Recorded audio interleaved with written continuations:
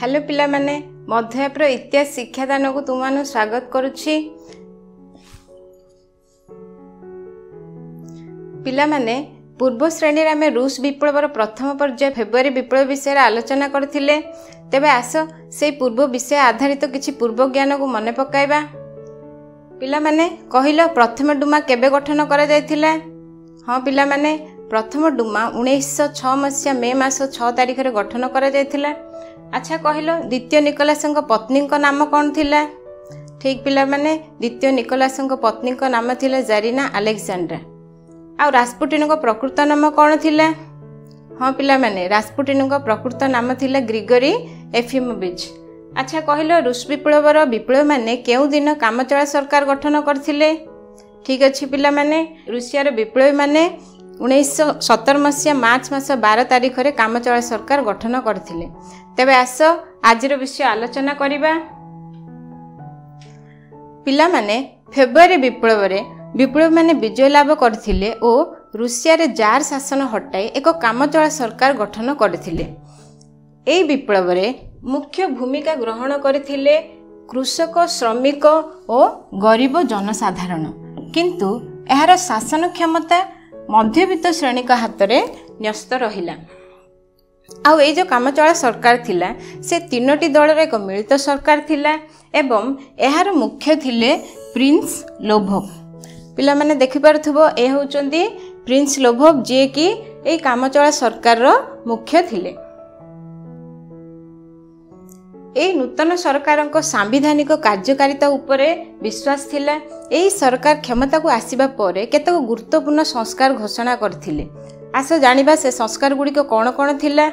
प्रथमटी हैला नागरिकों को निज मत व्यक्त करिया पय ओ संघ गठन करिया पय स्वाधीनता दिया गला। द्वितीयटी होची धर्म और संवादपत्र स्वाधीनता। तृतीयटी होची समस्त राजनैतिक बंदी को मुक्त। चतुर्थटी होची निर्वासन दंड भोगुथुबा विप्लवी मानकू रूसिया को फेरी आसिया पे अनुमति दिया गला। आमे जानछे पिला माने जार माने जहाकू चाहिले ताकू साइबेरिया बर्फावृत अंचल को निर्वासित करुथुले। सेइथि पय जेतेबेले कामचला सरकार क्षमता को आसिले से जो माने सबू निर्वासित हेतिले सेमानकू रूस को फेरी आसिया पे अनुमति देथिले। आहुरी मध्ये पिला माने जो माने सबू बिना विचार रे बंदी होउथिले से बंदी करबा को सेमाने निषेध करथिले।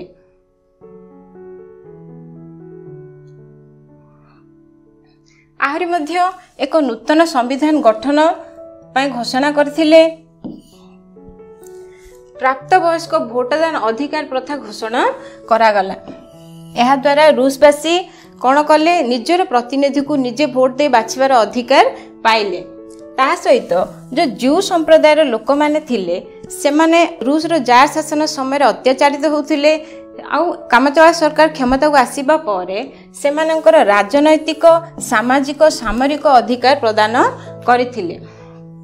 आहुरी मध्ये पिला माने फिनलैंड सांविधानिक अधिकार को पूर्वावस्था को फेराई आनिबा पय घोषणा करा गला। आउ पोलैंड को स्वयं शासन अधिकार प्रदान पय घोषणा करा गला।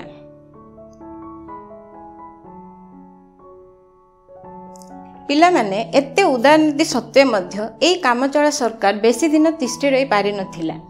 आरंभरू ही सरकार को केतक प्रतिबंधकर सम्मुखीन हेबाकू पड़िथिला। तेबे एई कामचला सरकार विफल होबार कारण गुड़िक कौन आस जानिबा। यार प्रथम कारण होची सरकार विश्व युद्ध रे योगदान को चालू रखिबाकू चाहिले, किंतु देशर आर्थिक अवस्था और खाद्याभाव कारणरू पराजय जनित निरुत्साहित सैन्य बाहिनी युद्ध सपक्ष नथिले। तार द्वितीय कारण होची समाजवादी नीति द्वारा परिचालित श्रमिक माने सरकार को घोर विरोधी करथिले।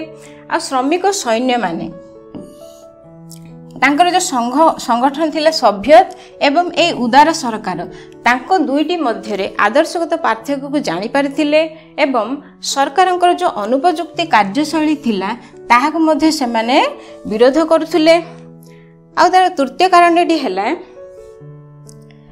बिना क्षतिपूरण रे जमी मालिकों ठारे जमी को आनी कृषक मानक मध्यरे बांटिबा एवं शिल्प गुड़िकर जातीयकरण करी पुंजीपति मानकर अधिकार को उच्छेद करने सरकार कौन सी पदक्षेप नहीं नथिले।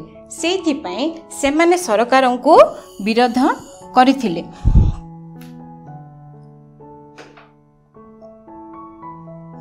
ପିଲାମାନେ କାମଚଳା ସରକାର ବିଫଳ ହେବା ପରେ କ୍ଷମତାକୁ ଆସିଲେ କେରେନ୍ସ୍କି ସରକାର। এই ସରକାର ଥିଲେ ମେନ୍ସେଭିକ୍ ଦଳର ନେତା। ଇଏ ମଧ୍ୟ ଏକ ବିପ୍ଳବୀ ସମାଜବାଦୀ ନେତା ଥିଲେ ଏବଂ ପୂର୍ବତନ ଯୁଦ୍ଧ ମନ୍ତ୍ରୀ ମଧ୍ୟ ଥିଲେ। ଇଏ ହେଲେ ପ୍ରଧାନମନ୍ତ୍ରୀ। ସେ ମଧ୍ୟ କାମଚଳା ସରକାରଙ୍କ ପରି ଯୁଦ୍ଧ ଚାଲୁ ରହିବା ସପକ୍ଷରେ ଥିଲେ। ତାହା ସହିତ ଯଥାଶୀଘ୍ର ସମ୍ମାନର ସହ ସମାପ୍ତି ମଧ୍ୟ ଚାହୁଁଥିଲେ।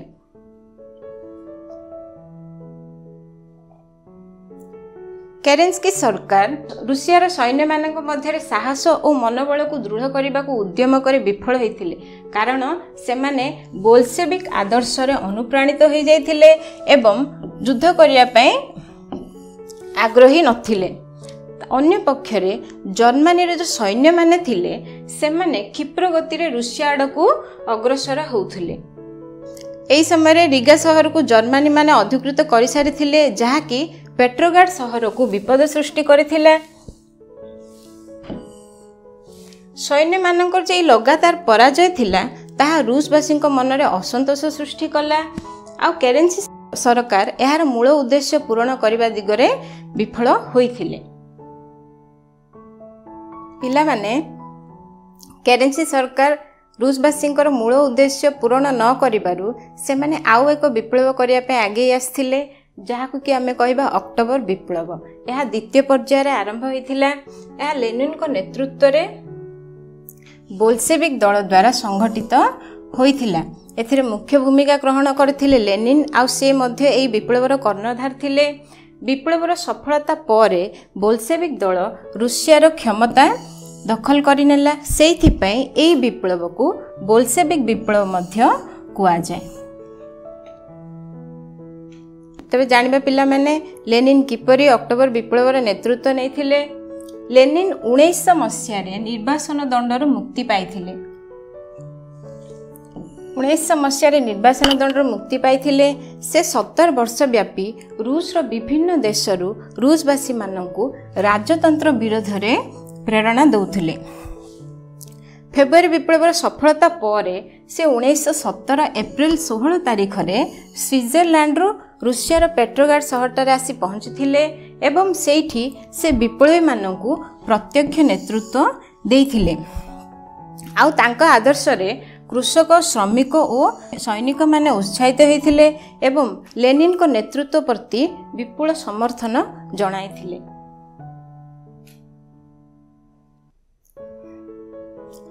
ଲେନିନ୍ ଏବଂ ଟ୍ରୋଟ୍ସ୍କିଙ୍କ ନେତୃତ୍ୱରେ ବୋଲସେଭିକ୍ ଦଳ କେରେନ୍ସ୍କି ସରକାରଙ୍କୁ କଠୋର ସମାଲୋଚନା କଲା ଏବଂ ତାଙ୍କ ନୀତି ବିରୁଦ୍ଧରେ ଚାରିଆଡ଼େ ପ୍ରଚାର କଲା। ବୋଲସେଭିକ୍ ନେତୃବୃନ୍ଦ ସରକାରଙ୍କ ଉପରେ ନିୟନ୍ତ୍ରଣ ନିଜ ଅଧୀନକୁ ଆଣିବା ପାଇଁ ଯୋଜନା କରିବାରୁ କେରେନ୍ସ୍କି ସରକାର କ'ଣ କଲେ? ଲେନିନ୍ଙ୍କୁ ବନ୍ଦୀ କରିବା ପାଇଁ ଉଦ୍ୟମ କଲେ, ଯାହାଦ୍ୱାରା ଲେନିନ୍ ନିଜକୁ ଆତ୍ମଗୋପନ କଲେ ଏବଂ ତାଙ୍କର ଦଳକୁ ଦୂରରୁ ନେତୃତ୍ୱ ଦେଲେ।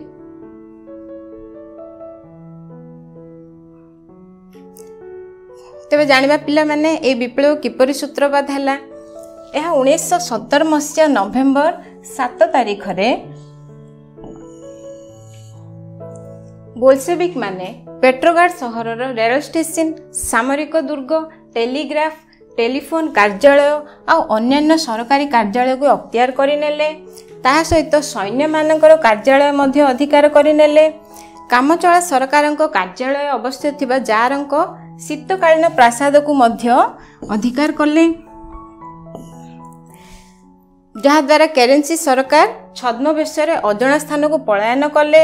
ଆଉ ତାଙ୍କର ଯେଉଁ ସହକର୍ମୀ ଓ ମନ୍ତ୍ରୀମାନେ ଥିଲେ ସେମାନେ ଏହି ବୋଲସେଭିକ୍ ଦଳ ପାଖରେ ଆତ୍ମସମର୍ପଣ କରି ବନ୍ଦୀ ହୋଇଥିଲେ। ଏହିପରି ଭାବରେ କେରେନ୍ସ୍କି ସରକାରଙ୍କର ପତନ ଘଟିଥିଲା।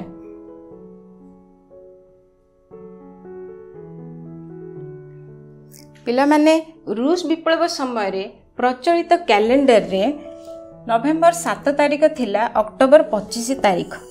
ସେଇଥିପାଇଁ ଏହାକୁ ଅକ୍ଟୋବର ବିପ୍ଳବ କୁହାଯାଏ। କିନ୍ତୁ ପରିବର୍ତ୍ତିତ କ୍ୟାଲେଣ୍ଡରରେ ବିପ୍ଳବ ଦିବସଟି ନଭେମ୍ବର ମାସରେ ଥିବାରୁ ଏହାକୁ କେହି କେହି ନଭେମ୍ବର ବିପ୍ଳବ ମଧ୍ୟ କହିଥାନ୍ତି।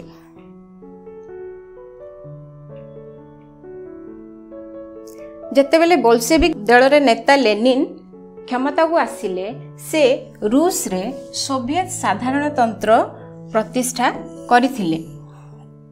ताहा सहित से रूस रे साम्यवाद प्रतिष्ठा हबो बोली मध्य घोषणा कले।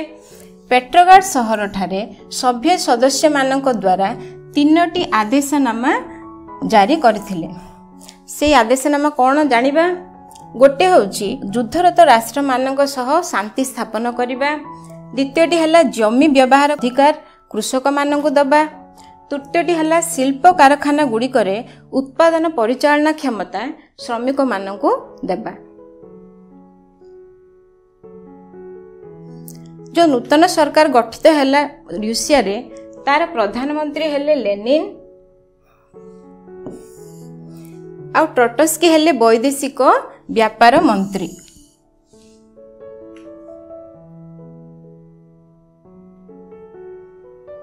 पिला माने 1917 फेब्रुआरी विप्लव एक राजनैतिक विप्लव थिला। एई विप्लव जारंको स्वेच्छाचारिता शासन को समूले ध्वंस करिथिला आउ रूस शासन उपरे मध्यवित्त श्रेणीर नियंत्रण प्रतिष्ठा करिथिला। आउ अक्टोबर विप्लव जो थिला ताहा एक सामाजिक विप्लव थिला। एहा प्रोलेतारिएट मानक शासन को शासन व्यवस्था नियंत्रण क्षमता दे देश रे साम्यवाद और समाजवाद प्रतिष्ठा करिथिला।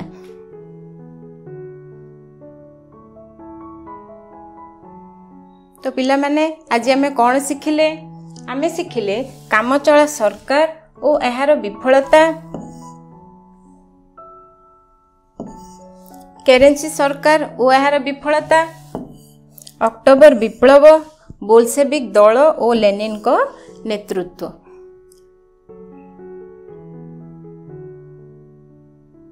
तेबे आस पिला माने आजिर विषयर किछि प्रश्नोत्तर आलोचना करिबा। कहिलो कामचला सरकार मुख्य किए थिले? हाँ पिला माने कामचला सरकार मुख्य थिले प्रिंस लोभोव।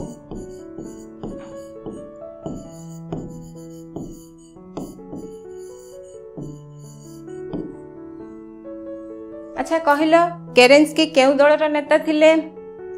ठीक पिला माने केरेंसी सरकार थिले मेन्सेविक दलर नेता।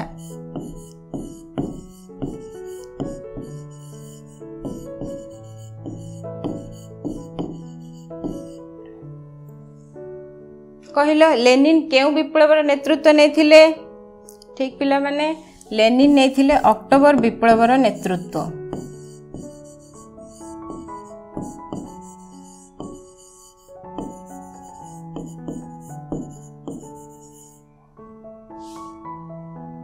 कहिलो लेनिन केबे रूसिया को फेरिथिले?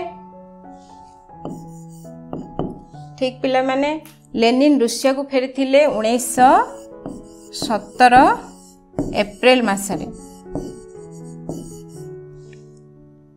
अच्छा कहिलो केबे रूसिया रे सोवियत साधारणतंत्र स्थापन करागला? ठीक पिला माने सोवियत साधारणतंत्र प्रतिष्ठा करागला 1917 नवेम्बर 7 तारीख।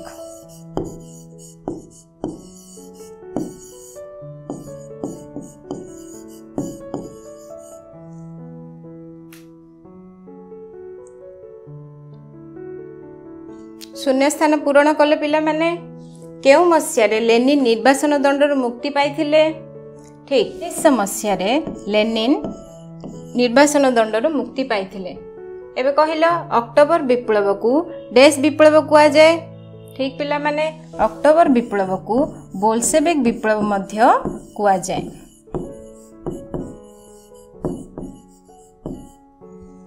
कहिलो अक्टोबर विप्लव परे देश नूतन सरकार वैदेशिक व्यापार मंत्री भाव नियुक्त होइथिले? ठीक पिला माने वैदेशिक व्यापार मंत्री होइथिले ट्रोट्स्की।